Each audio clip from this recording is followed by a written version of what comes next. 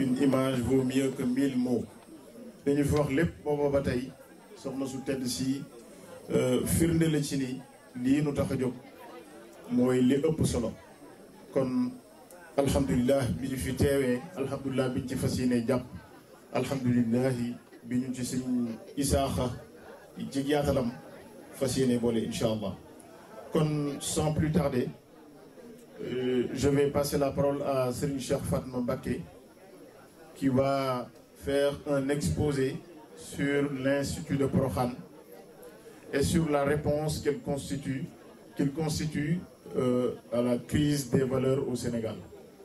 Il va revenir de manière concrète sur l'historique de cet institut, sur les chiffres et sur les perspectives. Serigne Cheikh Fatma, bismillah.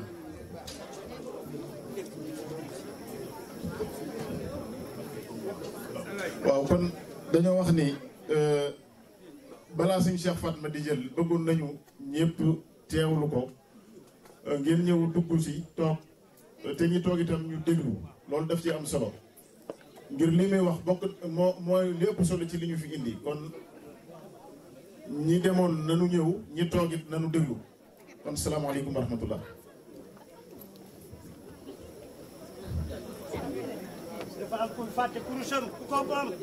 أعوذ بالله من الشيطان الرجيم بسم الله الرحمن الرحيم والصلاة والسلام على خير خلق الله سيدنا محمد وعلى آله وصحبه وخديمه وسلم. السلام عليكم ورحمة الله تعالى وبركاته.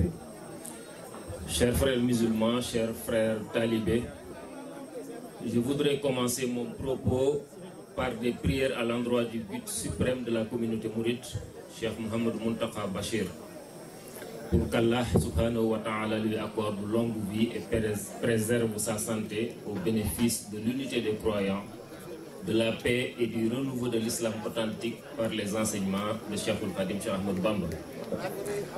Je voudrais ensuite adresser mes salutations à toutes les autorités ici présentes, commençant par celui par lequel, sous la direction de laquelle cet événement est organisé, Serigne Isaaxa Bachirou Mbacké, l'administrateur général de la Fondation Mame Diarra Bousso.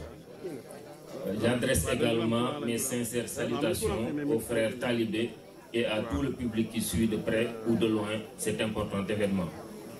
Je remercie et félicite très chaleureusement les organisateurs de ce symposium pour la qualité de l'organisation et la pertinence des thèmes proposés. La voix plus autorisée de Serigne Isaaxa s'exprimera certainement dans ce sens. Avant de continuer, je tiens à féliciter également les intervenants qui m'ont devancé pour l'excellence de leur travail. Je veux parler de Serigne Bousso, je veux parler également du professeur Galaye Ndiaye, mais également de la modération de Serigne Omar Ba.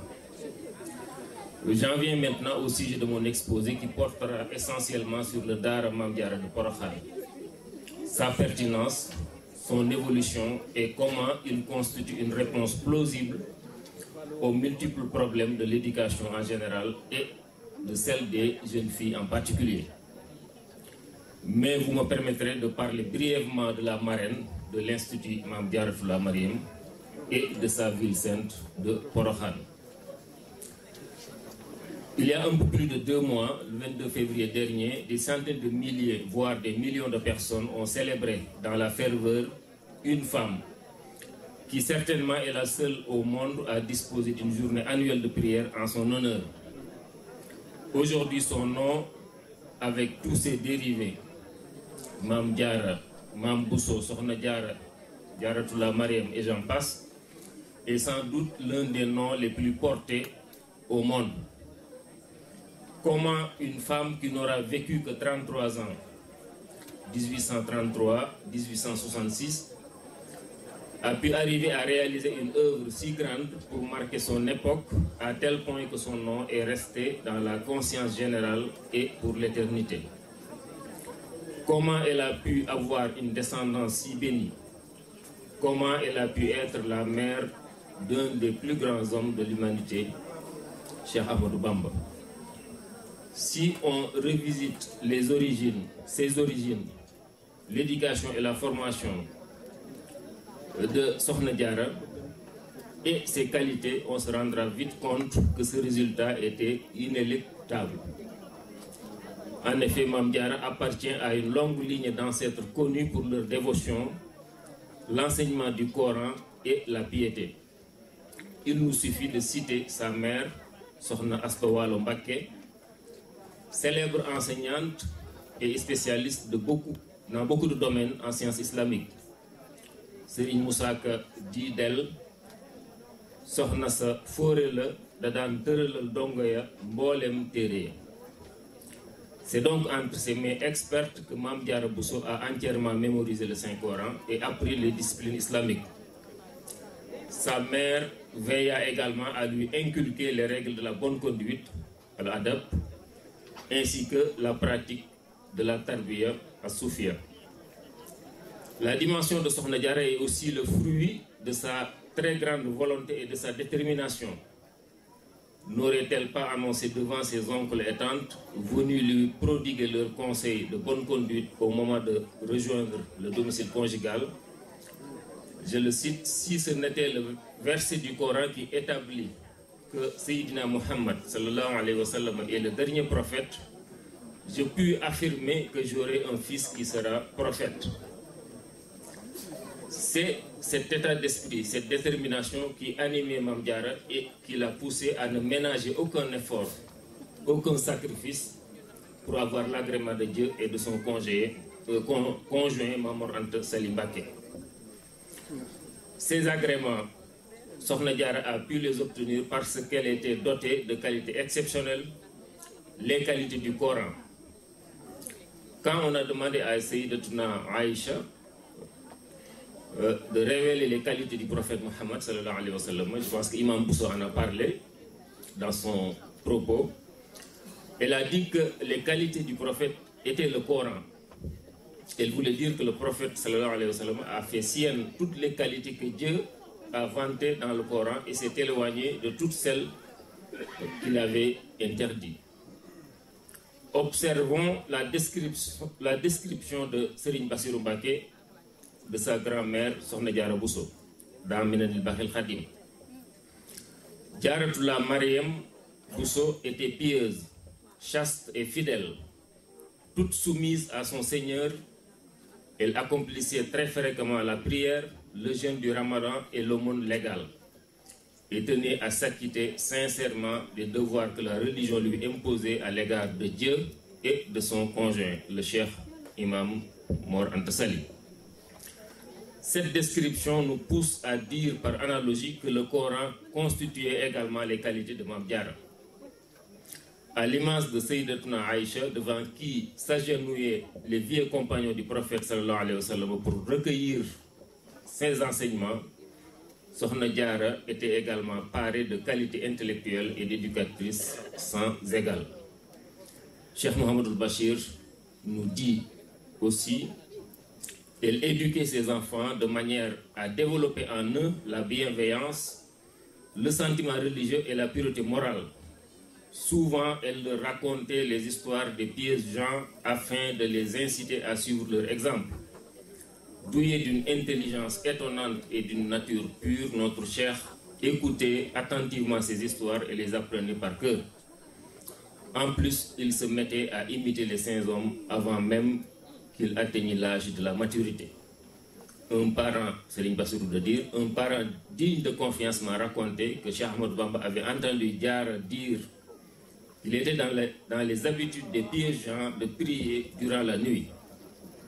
Ayant appris cela, notre cheikh se mit à prier dès que la nuit tombait et sortit sur la place du village pour méditer dans l'obscurité de la nuit comme le font les dévots. Cheikh Ahmadou Bamba, qui à l'âge de près de 12 ans avait assisté à l'enterrement de sa mère en 1866 à Porokhane, avait une estime et une considération sans mesure pour elle. Il avait à cœur de ne pas la laisser seule au Saloum, dans un village devenu désert. Il voulait aussi que le legs de Mame Diarra, l'enseignement tiré de sa vie, ses qualités morales et intellectuelles exceptionnelles restent toujours vivaces.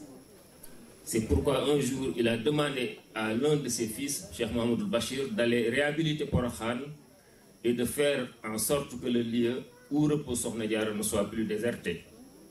Serigne Bassirou s'exécuta de belle manière, se rendant régulièrement à Porokhan, bien que le village ne comptait même pas de voie praticable à l'époque. Il initie le Magal de Porokhan, devenu aujourd'hui l'un des plus grands événements au monde consacré à une femme.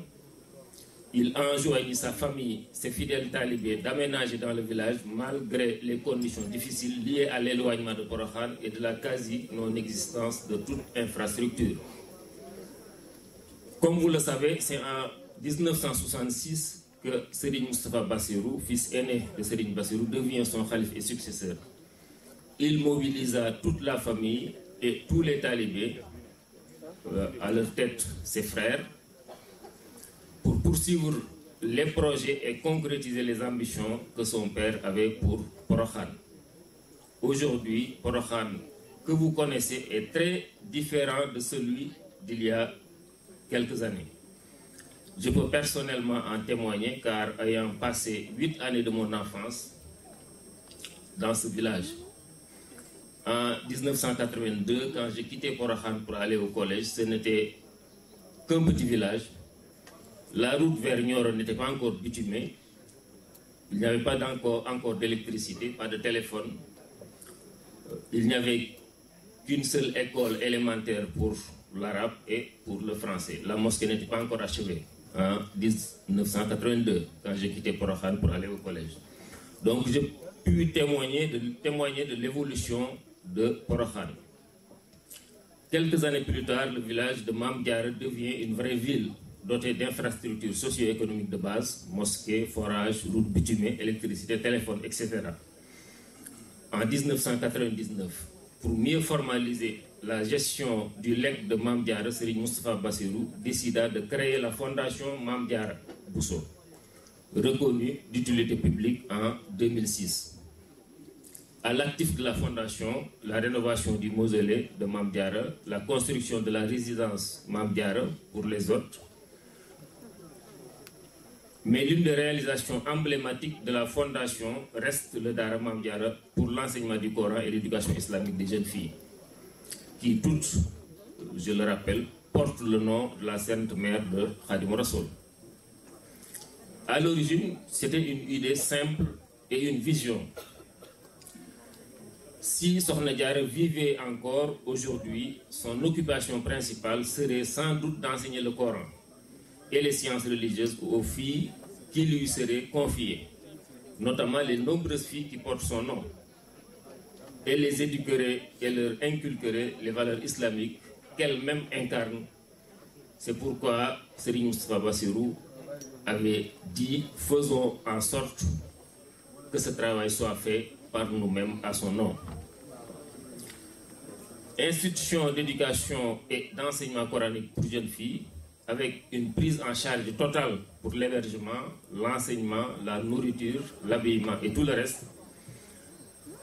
La mise en place par le fondateur d'un système de financement innovant et communautaire par la vente de cartes, dites cartes Mame Diarra, a permis de réussir un modèle d'institution éducative qui vient proposer des solutions aux nombreux problèmes que connaît l'éducation en général et plus particulièrement celle des filles.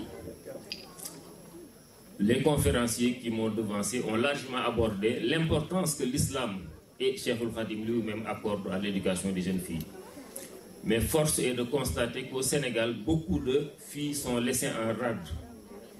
L'ANSD, Agence nationale de la statistique et de la démographie, révèle qu'en 2015, le taux d'alphabétisation était pour la population totale du Sénégal de 57,7%. Mais pour les hommes, c'était de 69,7% et seulement de 46,6% pour les femmes. Ce faible taux d'alphabétisation des filles s'explique par plusieurs facteurs.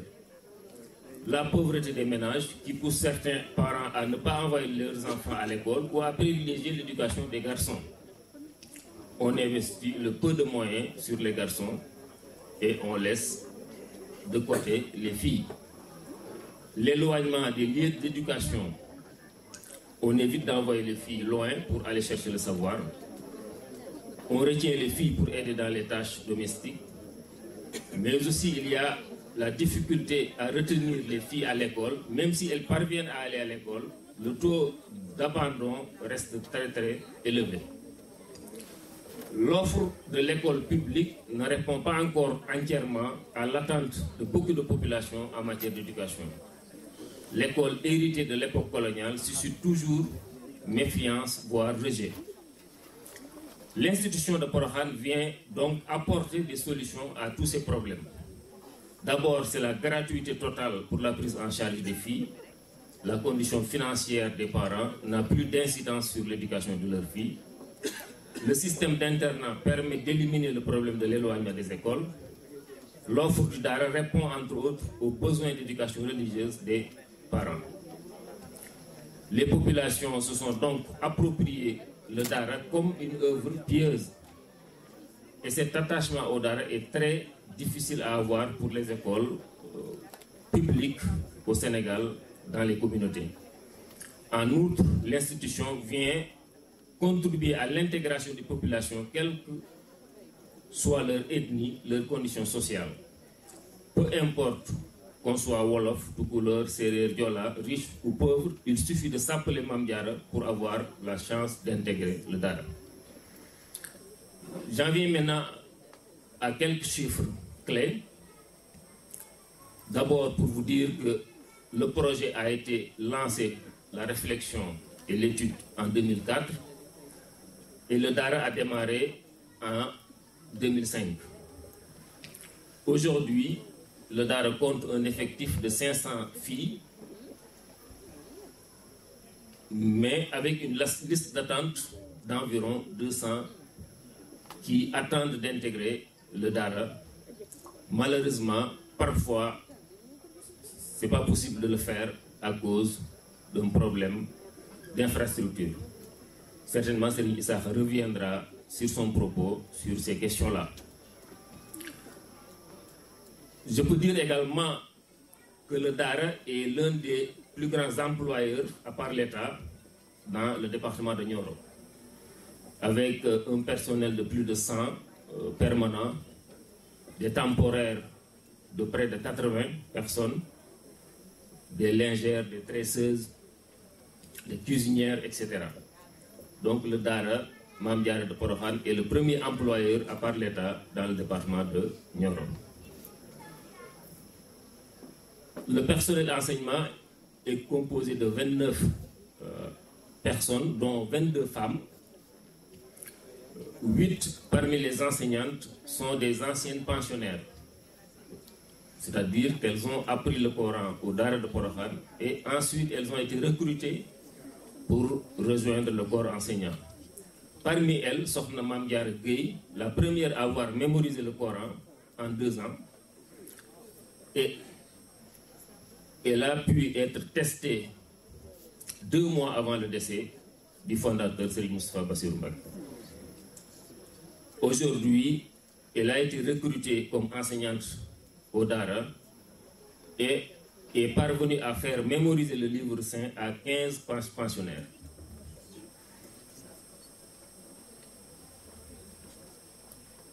Le nombre total de filles ayant mémorisé le Coran depuis le début est chiffré à 185 filles. La performance des jeunes filles du Dara dans les concours nationaux de maîtrise du Coran, juste une indication, entre 2011 et 2017, les jeunes filles de Porokhane se sont placées premières pour 10 fois dans ces concours-là, et pour 7 fois en 2e position. La dépense mensuelle est estimée entre 13 et 15 millions de francs CFA et financée principalement par la vente des cartes, dites cartes Mame Diarra. Que deviennent les Mame Diarra sortantes du Dara? La plupart enseignantes du Coran, élèves dans les écoles publiques ou privées françaises. On a vu tout à l'heure un exemple en la personne de Mame Diarra Bousso Dieng, mais aussi elles deviennent épouses. Le challenge aujourd'hui est de mieux les orienter, de mieux les suivre et de mieux les assister dans la poursuite de leur cursus scolaire pour certaines, dans l'acquisition de formations professionnelles supplémentaires pour d'autres, dans la recherche d'emploi et dans le montage de projets générateurs de revenus. L'objectif en est de fructifier l'investissement mis en elles pour en tirer le meilleur bénéfice pour la société sénégalaise. Je viens à la conclusion pour dire que je veux souligner que l'impact de l'Institut Diaratoulah Daaray Mame Diarra est un impact exponentiel. En effet, sur les 185 pensionnaires ayant mémorisé le Saint-Coran, près de 40 d'entre elles enseignent aujourd'hui le livre saint dans différents daara à Touba, à Dakar et ailleurs. En moyenne, chacune prend en charge près de 25 talibés, majoritairement des filles. Cela veut dire qu'aujourd'hui, compte non tenu de l'effectif de l'institution de Porokhane, près de 1000 enfants bénéficient présentement de la diffusion des connaissances tirées du daara de Porokhane. Comme vous le voyez, l'amplification et le renforcement du modèle nous permettra d'aller le plus rapidement possible vers la société des valeurs que nous appelons de nos vœux. Des valeurs tirées de la vie et du modèle que constitue Sokhna Diarra Bousso. Et j'avais dit tantôt que ce modèle, ses qualités de Mame Diarra étaient le Coran. Par conséquent, tous les musulmans pourront s'y reconnaître. Donc chacun est appelé à y contribuer pour le bénéfice de tout le monde. C'est une œuvre éminemment islamique. Ce n'est pas une œuvre pour les mourides uniquement, ni une œuvre pour Kër Serigne Bassirou seulement. D'ailleurs, entre parenthèses, sur les 1000 pensionnaires que le Daara a accueillis depuis 2005, seuls près de 10 sont issus de la famille directe de Serigne Bassirou. C'est donc une œuvre pour tous les musulmans, pour toute la société sénégalaise. Il est dans l'intérêt de chacun de participer durablement au renforcement de cette œuvre. Le socle du financement du Daara Mame Diarra reste les cartes Mame Diarra. Ce modèle de financement a assuré jusqu'à aujourd'hui la réussite de l'expérience. Il sera donc maintenu et renforcé. Mais soyons attentifs au message que Serigne Issakha Bachir va délivrer tout à l'heure sur le nouvel élan que Cheikh Mountakha Bachir, président de la Fondation Mame Diarra Bousso, entend donner au Daara et sur un système additionnel de financement pour arriver à donner cette impulsion à l'œuvre initiée par Cheikh Moustapha Bachir. Je voudrais terminer ici mon propos par renouveler mes remerciements aux organisateurs de ce symposium ainsi que tous les participants. Merci pour votre aimable attention. Sallallahu alayhi wa sallam.